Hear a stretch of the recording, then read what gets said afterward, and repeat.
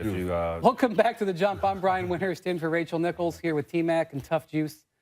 James Harden posted an absurd triple-double last night. 24 points, 15 assists, and 12 rebounds in a win over the Spurs. Yesterday, we learned that Harden thinks he's the best player in the game. Tracy, you put up some pretty ridiculous numbers on some bad teams every now and then. You think Harden's numbers are fool's gold? You also play for some good teams. I just want to know that occasionally you played on some not so good ones. I think him scoring and averaging 30 points is not fool's gold, but 15 assists, I think that's a little bit of fool's gold. Being that D'Antoni's system is tailor-made for, a guy that handles the ball 90% of the time, open up with shooters out there on the perimeter. It helps when you have guys like Ryan Anderson and Eric Gordon knocking down 48% of their threes. But James Harden is a great player, great scorer, and I don't know if 30, 15, and eight rebounds can be, what he does. Ryan, you'd have gotten a max contract if you played for Mike D'Antoni. You'd have put up some numbers.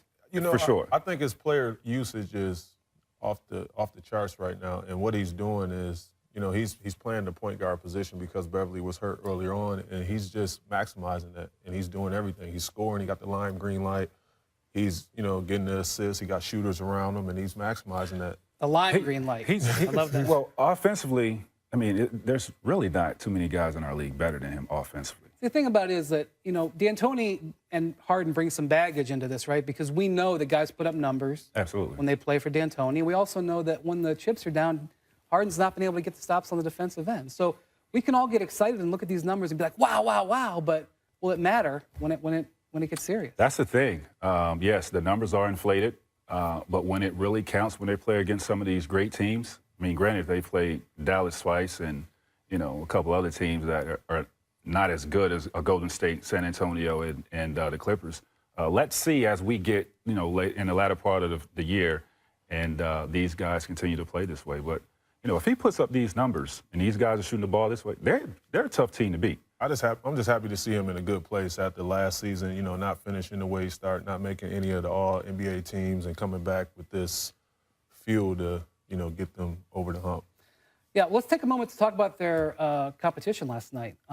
Last year the Spurs won 39 consecutive home games. They didn't lose until April when the Warriors beat them down there. They're 1-3 at home now. They've lost 3 in a row on their home court. Karan, you worried at all about San Antonio?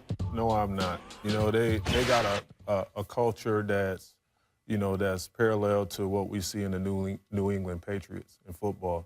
And, they're going to continue to move forward. I think, not having Tim Duncan in there is a transition on the fly that they're going through. But Kawhi Leonard, working out with Kobe this summer, being the go-to guy now, Manu Ginobili, all those guys, they're going to figure it out. They haven't been healthy. Danny Green's just coming back. Yeah, his first game last Tony night. Parker is out.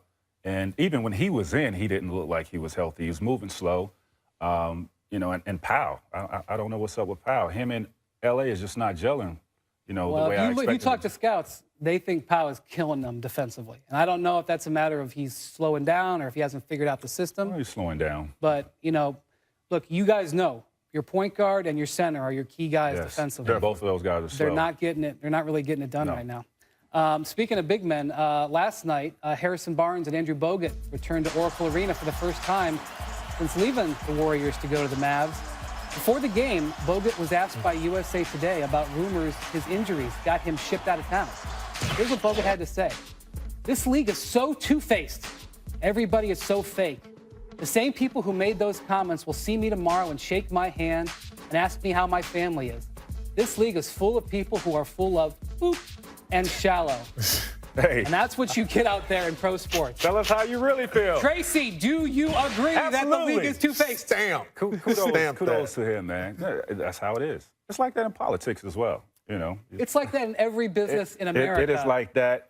You should hear what I say about you dudes. When this is over, I'm going to go in. You know what, Ryan? I say the same thing. We sit here and we have great conversations about our sport. And, when I leave, I say some things about you. Because you like to send subliminal shots sometimes, I know, too. I'll give you the side eye. Yeah. Last year we saw Bogut get hurt in the finals. J.R. Smith ran into him just like almost, I thought, wrecked his knee. He was very lucky to avoid serious injury. Yeah. there were people in the Warriors organization whispering, like, It happens, can man. he play? Can he come back and play? Should he have come back and played during the finals? I think if he was able to, he would be out there. That's what I would think, because too. he was a huge part of what they was doing, and plus him being the anchor defensively in the middle, they needed him out there. Unfortunately, he wasn't able to play, and you saw that, and, now he's expressing himself. I question the guy's integrity and his mindset when he's on a bad team. But when he's on a championship. In the finals. Right. Yeah. When he's on a championship, team, there's no way. Either you guys feel like this in your careers where, maybe somebody really important was like saying one thing to your face and saying another thing behind your It back? happens. Absolutely. It happens like that all the time in professional sports. It happens like that in life. That's the nature Sure. of the beast in life, and you just got to move forward. Yeah, I mean, I think the real reason Andrew Bogut's not there is they needed to sign the money to sign Kevin Durant. Any other reason like that is Play JaVale McGee. Up next, we'll Joe, discuss DeMar DeRozan and his scoring outburst to start the season. But first, a very special edition of Distant Replay from the year 1999. The Lakers are trying to get out and break now, but the wrong people are shooting. I wouldn't want Fisher necessarily to take that shot that fast. Oh, and there's a swing by O'Neal. And they got a brouhaha on the floor. Somebody swung, but we'll have to see who. But Shaquille pushes him, and then Barkley hits him with the ball. And there's a punch, a left hand.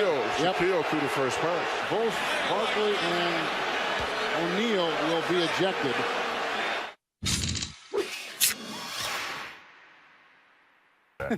Guys, we have one of those calendar circling homecomings tonight. We seem to be having a lot of these lately. Dwayne Wade going back for his first game in Miami since leaving last summer. All he did down there was win 3 championships in 13 seasons. So, no big deal. Obviously, Dwayne has been getting asked about this a lot this week because mostly Heat fans still don't understand how this could have happened. And Wade put it pretty simply when he said, I don't really want fans to understand. I want them to appreciate what we accomplished. So look, neither Dwayne nor Pat Riley have really bared their soul here, and that isn't happening anytime soon. Dwayne said the two men haven't even talked to each other. Riley says he's put it all in writing in an email to Dwayne, but it's still sitting in his draft folder. Now, there's something for the Russians to go get and release to the world. Listen, here's what I humbly submit. Wade is no longer in Miami because Riley didn't want him to sign. He wanted him to leave so he could start this rebuilding project, and he wanted it to be on Wade's conscience and not his. Riley wanted the cap space to chase Steph Curry, Blake Griffin, or Kevin Durant next summer. And paying Wade $23 million a year when he's about to turn 35 years old probably wasn't the safest investment. Look, they were not that far apart, and the Heat will tell you that they offered him everything that they could. But a couple of days earlier, they offered Durant more money. And look, that didn't thrill Mr. Dwayne Wade. So this leaves a complicated legacy. We all know Wade's getting cheered tonight, and we all know he got his money. And we know Riley's not going to be getting booed, and in a few months, he's going to have his cap space. So, Karan, you know these parties really well. Pat Riley drafted you. He was your coach. You played with Dwayne. What do you think we're going to see tonight?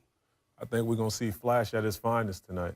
I think he's going to be out there feeling, re-energized, and just going out there and just leaving it all on the court. And unfortunately, like we was just talking off air, it's a back-to-back. But I think Which is not fair to Dwayne. it's really. not fair, just like it wasn't fair to Russell Westbrook, in the Golden State game. But I think he's going to go out there and he's going to impose his will on the game, and he's going to go out there and be special. Now, he's your guy. I mean, you two guys are tight. Definitely. I'm sure you guys have communicated over since the summer about what this means to him. It's a special moment for him. Like you said, it was no contact, no phone, but that's the nature of this business. That's the nature of the beast, and you have to accept that. It's hard for me to believe that they didn't want this guy back. Like, if you look at the way he's playing right now, still look like he'd go another 2 years. Easy. And I'm sure they would love to have him in that uniform this year, the way he's playing. He looks healthy. He looks fine. Tonight is not that night to patch things up. Like, it's venom inside D-Wade that he wants to go out and play, exceptionally well. Well, Karan, you kind of know what this is like. You were the big first-round pick. They were all excited about you. You were part of the future. You and Dwayne going to play the future of the Heat. And, Shaq's available? Get out of town, Karan. Nice knowing you. Come out to L.A. You can really relate to this getting shipped out. Man, honestly, I couldn't wait for that moment to return and just leave it all out there on the court. So I know he's been there longer. He has more build-up emotionally, internally. So he's waiting for this moment. He's going to go out there. It should be a special night, though. I mean, think about what this guy has accomplished for this franchise. 3 championships. He's brought Shaq. And he brought LeBron and Bosh and played with Shaq. I mean, it's not just he played. He helped put those teams together. Yes, and who knows if they would ever have a team the way he put together. I'm happy for him. I hope they, appreciate what he did for that franchise, and it should be a great night. Look, they had Chris Bosh, who they didn't think was going to be able to play this year. That wasn't a surprise to them. I think the Heat were like, can we really risk having 2 guys we're paying this much money to? It was a tough decision. Man, it's business. It's business. But moving on to the West Coast, Doc Rivers and the Clippers are off to a 7-1 start, blowing out the Trailblazers last night. Doc has been stressing the importance to his team to get off to a good start this year. And here's why. They ate the Warriors' dust last season. And now, with the Warriors trying to get started with their new team, I think he wants the Warriors to eat some of their dust this year. Portland coach Terry Stotts said this is the best team that they've played this year. It's not even close. Tracy, are you surprised about the Clippers' start? Yeah, I am. But in the beginning of the season, as you know, you do have a handful of teams that really gels together from out the gates of a starting of an NBA season. They happen to be one of those teams. I don't think they will keep this pace up because I think Golden State, I think Portland would get it together in San Antonio. Those guys are really not playing their best basketball. Clippers are playing their best basketball at this moment, They're right? the best team in the NBA. Yes, right now. Whether they sustain that, who knows? But I like the way they're playing. I just don't know if they can compete with these other teams with this roster. I think their team continuity is there. The chemistry is there. You know where DeAndre is going to be. You know where JJ is going to be. You know what Jamal is going to do. You add depth to the bench. You rest in Paul Pierce. You have all those components, and then you have the floor general and Chris Paul healthy. They're ready. They've been waiting for this moment, and it's about getting off to a good start and carrying that momentum, throughout the season. So the Clippers are having a good week. You know who's not having a good week? John Wall. He has been in a cranky mood lately. He got fined $25,000 for bumping ref Mark Davis on Monday. He got ejected that night. And then last night, in a game that his team was blowing out the Celtics, he gets ejected for this flagrant 2 foul on Marcus Smart. Before I get into what I think might be wrong with John, Tracy, what's up with him right now? First of all, that is not a flagrant 2 foul. I'm sorry. Like I said before, I agree. this league is being over officiated. That is not a flagrant 2 and warrant of a ejection. And the next thing is, John Wall is just sensitive that he's not in the conversation with Steph Curry, Damian Lillard, with these top point guards that are in the league. You were up 20 points in this game when you committed that right there. Who does that? That's just frustration of not getting the respect that you think you deserve as one of the top point guards in this league. So what I think here, look, he is not only not getting the respect, guys, he's not getting the cash. He's a little bit frustrated that he signed his contract before a lot of these other guys did. He's making less money than Reggie Jackson in Detroit, which bothers him. He doesn't have a shoe deal. His shoe deal ran out. He doesn't have the Adidas deal like Damian Lillard had. Doesn't have Under Armour like Steph Curry. Doesn't have Nike like Kyrie Irving. He's kind of like, what about me, man? I think his health is key, and he shows that this season that he's healthy. I know he set out a game or 2, but he's healthy. And he needs to just go out there and perform at a high level. I think Ernie Grunfeld would do his job in taking care of him and rewarding him at the end of the season. Yeah, it's going to be interesting to watch that. The jump is going to continue after this break, and we'll talk about James Harden's hot start and whether his numbers are fool's gold under new head coach Mike D'Antoni. Maybe he's doing what Steph and Kawhi do. Check this out from Tom Haberstroh. Pull up tapes of Michael Jordan in the 90s, and nearly every time Jordan releases the ball, a camera bulb flashes and covers the screen in a purplish-white film. This is what professional photographers call a whiteout. It's one of the many reasons why trainer Tim Grover believes that pros shoot worse in games versus practice. Flash photography can be crazy distracting, but it can also be incredibly helpful in training the brain, if that's what you choose to do, like Jordan did. Strobe lights blind the eyes rapidly and momentarily, omitting visual data and training the brain to solve for X. Able to figure out what's happening with less information? That split-second advantage makes a world of difference. Steph Curry used it to improve his neuromuscular efficiency, going from 286 three-pointers in 2015 to 402 in 2016, and the first unanimous MVP in league history. Now Kawhi Leonard is using it to improve his ball handling, brain training to enhance his shot creation and isolation skills. It's like the ball is moving in slow motion, Leonard said, which is bad news for the rest of the league looking to slow down the 2014 Finals MVP. Harden.